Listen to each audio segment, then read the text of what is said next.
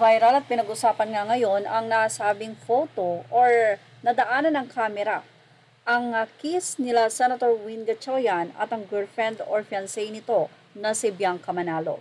Habang nagbibigay kasi ng speech itong si Sec. Sonny Angara ay namataan nga sa likod niya na mayroong lovebirds na napaka-sweet doon.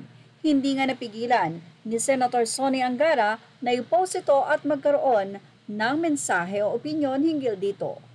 Mula sa kanyang Instagram, ipinost nga ang photo kung saan nasa likod niya ang lovebirds at doon ay mayroon siyang naging caption na madami pa lang naengganyo sa huling talumpati ko sa Senado.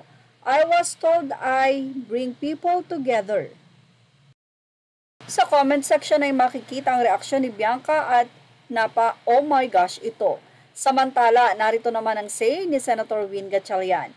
Ha ha ha, bagsak kami sa good manners and right conduct, Mr. Secretary. I didn't see the camera was focused to the back. Say naman ni Sonny Angara, ayos lang Mr. Chairman, madami lang nainggit at napasana all.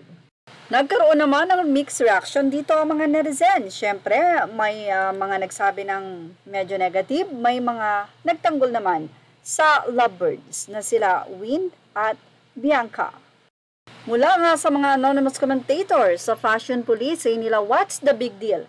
Merong public lips to lips na mag-asawa, that one is sweet. Papansin na Bianca, hindi ako inggit.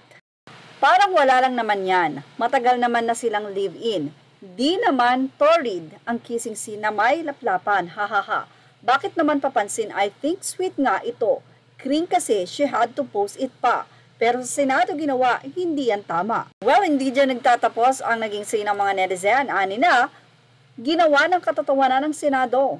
OA naman, it's a goodbye kiss. They're not making out. Say naman ng isa, cute naman, hindi naman sila naglaplapan dyan, parang quick kiss lang.